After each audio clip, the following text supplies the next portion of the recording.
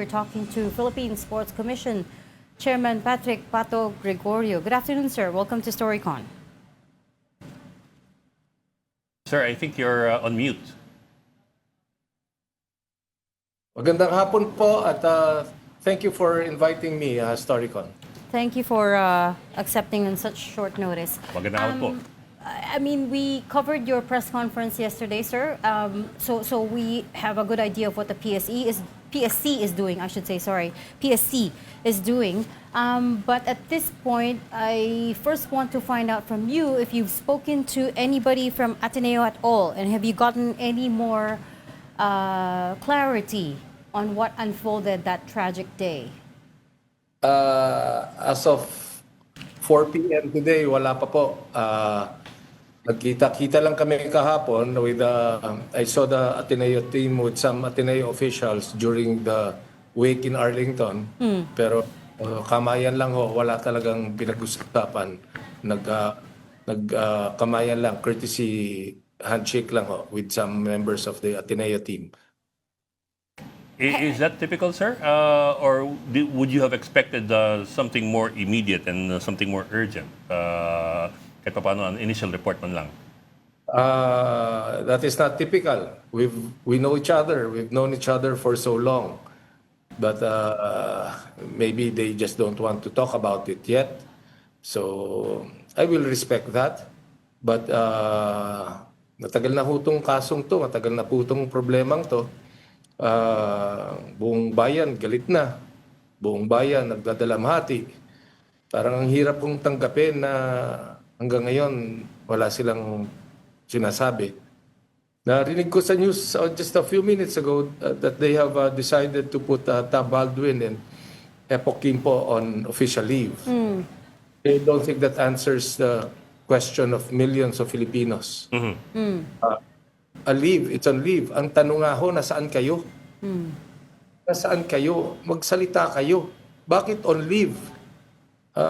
Yan ho, hindi ko lang sariling pananaw yan. I'm just echoing the voices and the questions of millions of Filipinos. And naku, natatanggap ko yan sa mga text messages, natatanggap ko yan sa mga tanong sa akin na sa akin Chairman, maraming salamat at tinanong mo yan. Dahil yan ang tinatanong ng milyon-milyong Pilipino. And bilang chairman ho ng PSC, karapatan po natin yan at trabaho po natin yan na itanong yan. But unfortunately, the news is that they've gone on leave. Does that answer the concern and the issue? I don't think so. Yeah. Pero Chairman, iba rin po yung iba rin po yung implikasyon ng putting them on leave versus putting them on suspension. Those are, I suppose, two different things, and they put across two different messages. I agree. I am not a lawyer, pero tama ka. Ibang-iba yung linagay mo sa on leave at linagay mo on suspension. Ang sa aking simpleng pag-iisip, pag sinabi mo on leave, nagbakasyon pa. Opo. So, I'm sorry, meaning frustration is setting in. We are really not comfortable with everything that's happening. But to be very clear, sir, have you actually asked for an audience with Ateneo officials, not just the coaching staff, but the officials themselves? They've been issuing statements through SOCMED. We already informed them yesterday through the UAP that bukas po ang pinto namin sa panel, sa stakeholders panel para masimula namin ang pag-uusap. But let me be very clear, iba po ito sa pagsusuri at investigasyon na ginagawa ng PNP at ng CIDG. Ang sa amin po, nandun po kami sa proseso ng administratibo, nandun po kami sa pagprotekta ng atleta, at nandun po kami sa kalagayan ng pamilya ni Rene at ni Divini. Yan ho ang trabaho namin sa PSC. Malinaw po yan, athletes welfare. Pag hindi ho namin ginawa yan, ano ho yung kapakanan ano po yung kahihinatnan nito. So yes, it is getting to be so emotional and actually painful. And I really hope that we start convincing Ateneo and Tab Baldwin to show up. Actually, that was also where I was going.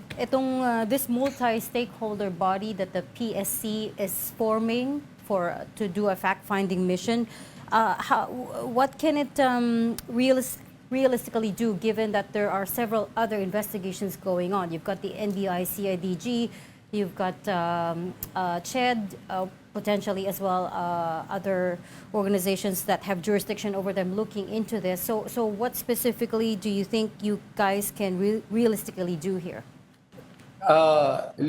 Dalawa lang po ang grupo. Yung grupo na nasa criminal investigation, yan po ang PNP, CIDG. At yung grupo na nandun sa administrative at yung reforms. Kasama po namin ang CHED dyan. Hindi po Okay. kami niwalay ni CHED. Ang CHED, DepEd, Philippine Sports Commission, members ng UAAP, Samaang Basketball ng Pilipinas, iisa po kami ron sa panel na yon. So, Okay. liwanagin ko lang po yon. So, kami po, nandun po kami sa athletes welfare. Yung pagdurusa ng pamilya, yung nangyari sa atleta, sana hindi na maulit muli. Paano po natin patitibayin ang mga reforms tema to address this situation? Sir, may binigit kayo kanina, just to paraphrase you, ang tagal ng problema ito. I'm not sure exactly what you're referring to. Are you referring to itong nangyaring ito sa dalawang basketball player? Or are you referring to the reports na matagal nang ganito yung sistema ng training by a particular team? Which one is it? Kasi my next question would depend on your answer to that. Well, thank you for making that clarification. Ang ibig sabihin po, it is already Thursday. Okay. Nangyari po ito nung weekend pa. Monday. Apo.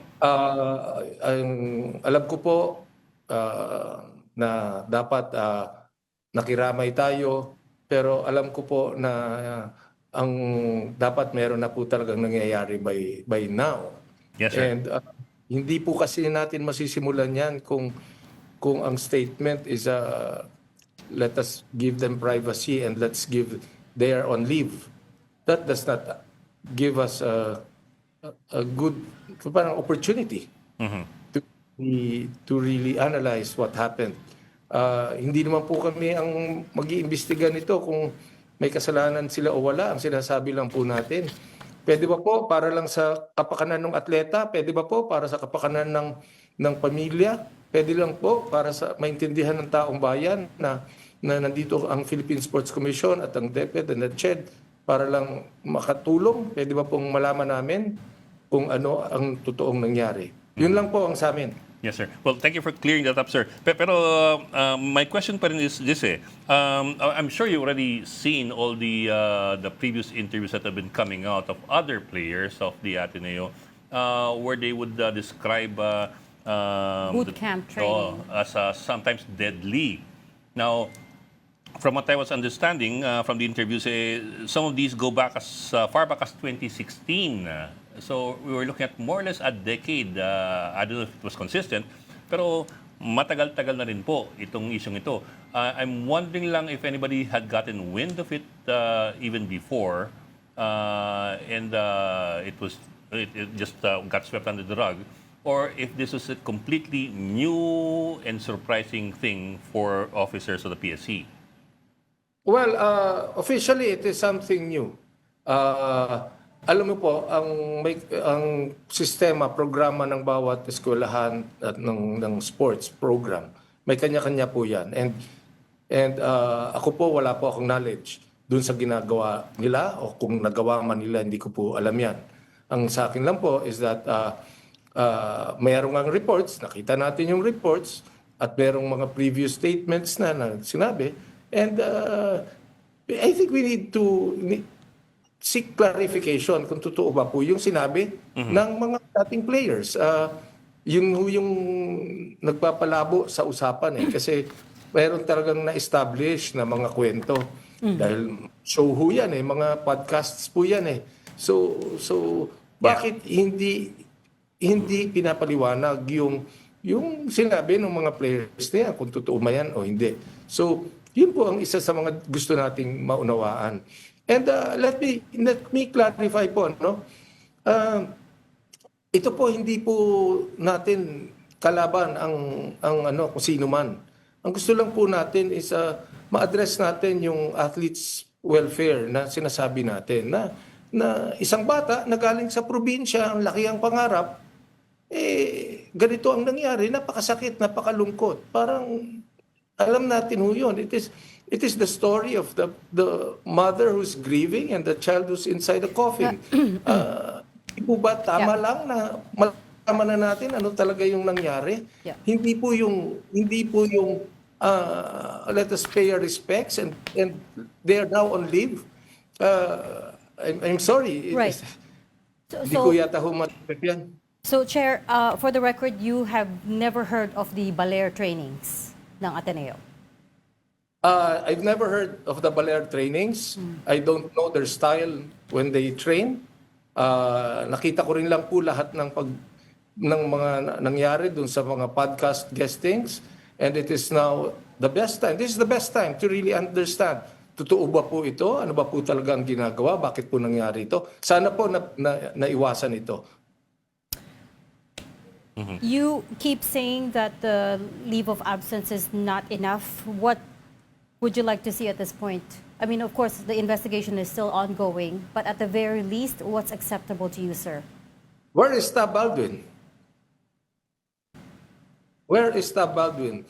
That is my question, and that is the question of 110 million Filipinos. Where is Tab Baldwin? Sir, shouldn't Ateneo be answering that too? I hope so. I really hope so. Kasi that does seem to be the most immediate question right now. Yan po sana. Yan rin po ang pakiusap namin talaga dito sa ahensya natin. At yan rin po ang hinihingi na sagot ng napakaraming Pilipino. Yan rin po ang maraming tanong mismo ng mga taga-Ateneo, ng mga kaibigan natin na nagsasabing bakit nga ba hindi masasagot yun? Sir, let me take on the role of a devil's advocate here of some sort. How does one strike the balance? Kasi I'm not an athlete, so I really wouldn't know. But how does one strike the balance between, alam mo, yung making your athletes train in such a way that you push their limits to the extreme, so that they come out on top in the end, versus irresponsible training. I ask that kasi on one hand, you never know. Baka mamaya some people or some groups would say na There it's are other- actually a point of pride that they went through difficult, brutal training, and sometimes it does become a point of pride, especially for groups that see themselves as elite. How do you strike that balance between that and being careful with the training? That is a very good question, Ed, no? But really very difficult to answer kasi diyan mo binibigyan ng kahalagahan yung coaching philosophy. Diyan mo binibigyan ng kahalagahan yung kung bakit ka marunong ka bang coach o magaling ka bang coach. But there's a thin line that separates that eh. Yung kung nalalagay na sa kapahamakan yung mga atleta. It's very difficult to comment on that. Whether it is good or bad, or it is successful or not successful, it is really very difficult to comment. We know that Ateneo has a successful basketball program. We know other universities have successful programs, and to each his own style. Ang sinasabi lang naman po talaga natin dito, at liwanagin ko lang naman ulit, our role in the Philippine Sports Commission, our role in government is to understand bakit po nangyari ito at pwede ba pong masagot natin yung tanong na tinatanong mismo ng nanay ni Rene na saan ang kapaliwanagan, na saan yung mga taong dapat kumausap sa akin para maunawaan ko kung ito ba totoong aksidente o something really bad happened because of an activity. Yun lang naman po yun. Ito po'y panawagan, hindi po ito pagsisisi o pagdududa. Panawagan po, meaning there is a culture. This is the culture of the Filipino people. Yung pakikiramay, bakit po wala? Bakit po wala? Yung pinaka-leader, bakit wala? Yun lang ang sinasabi ko. And I just have to say it because athletes welfare ang pinaninindigan natin dito.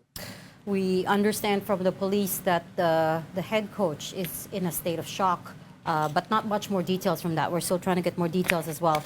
But in short, the PSC does not have any frameworks or guidelines in place as far as the training for the student athletes are concerned. Every school basically gets a free rein to design their own training system.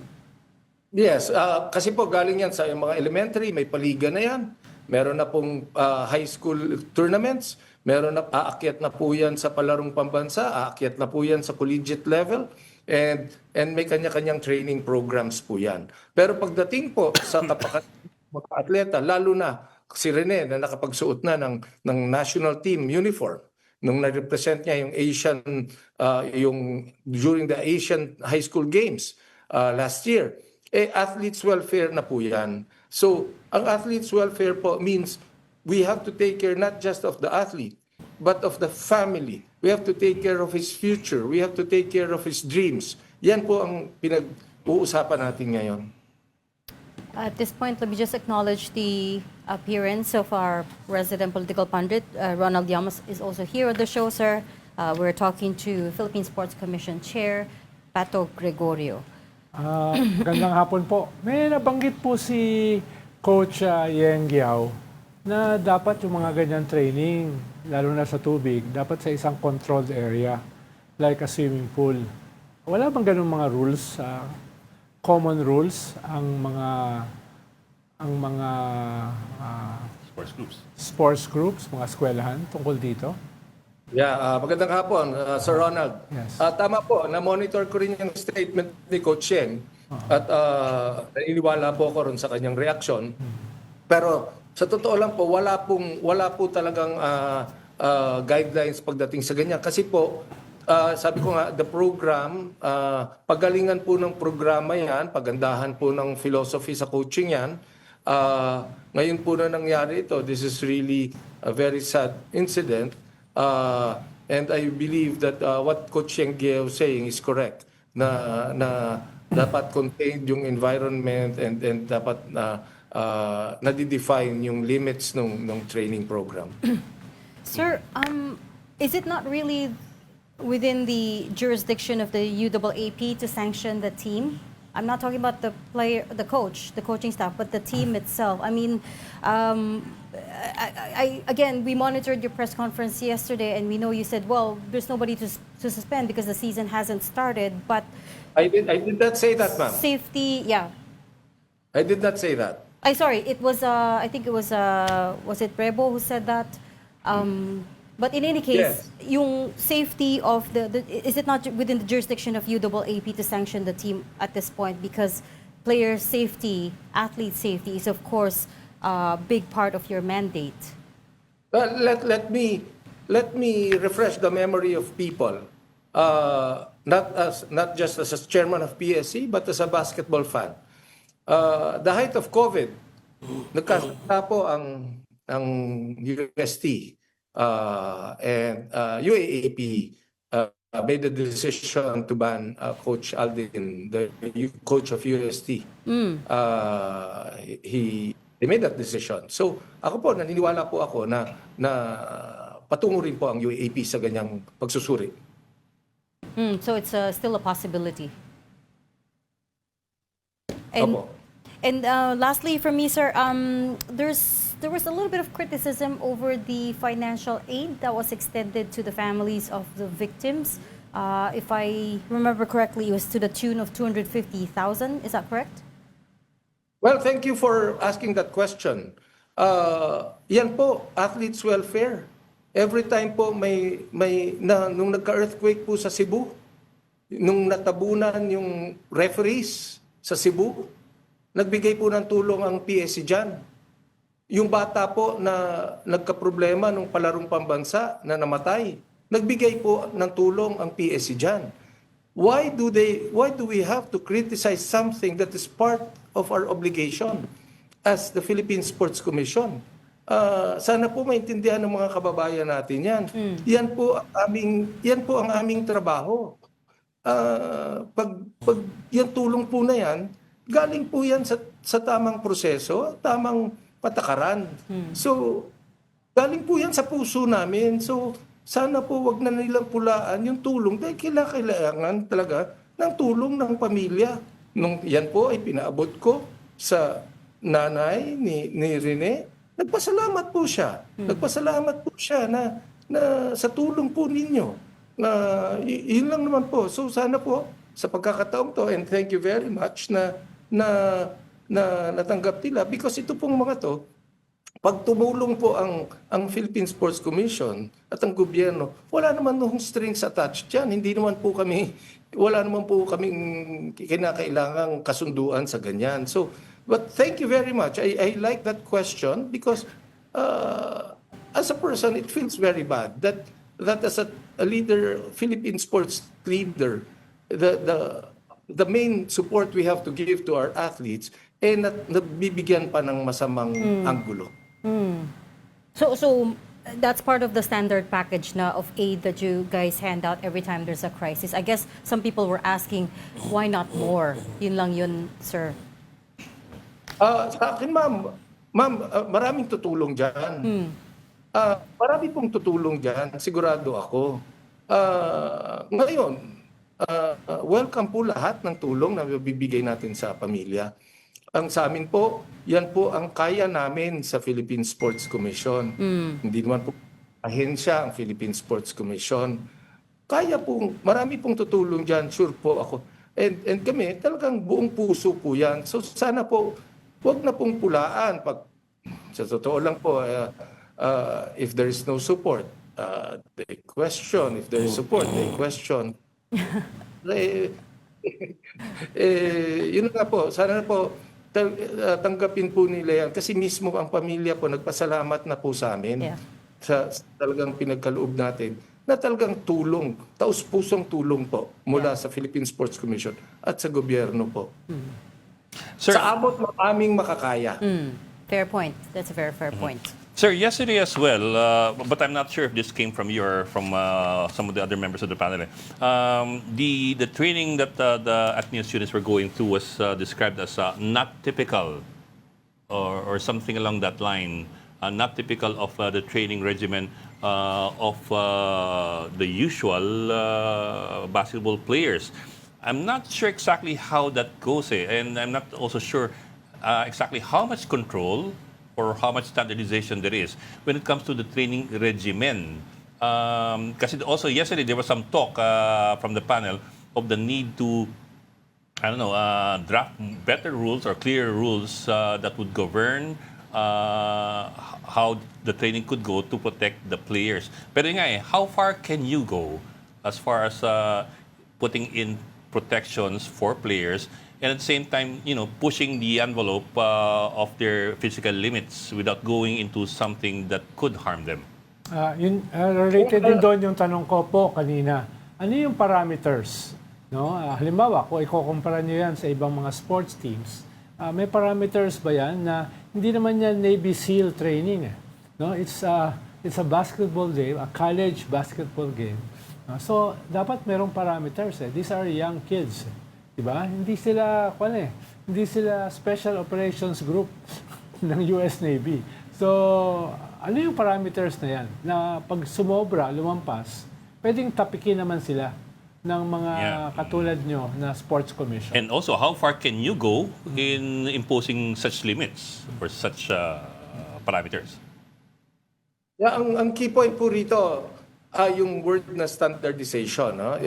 Yung standardization, mahirap po talaga yan because kanya-kanya nga ang filosofiya yan sa training and sa coaching. Kanya-kanya po.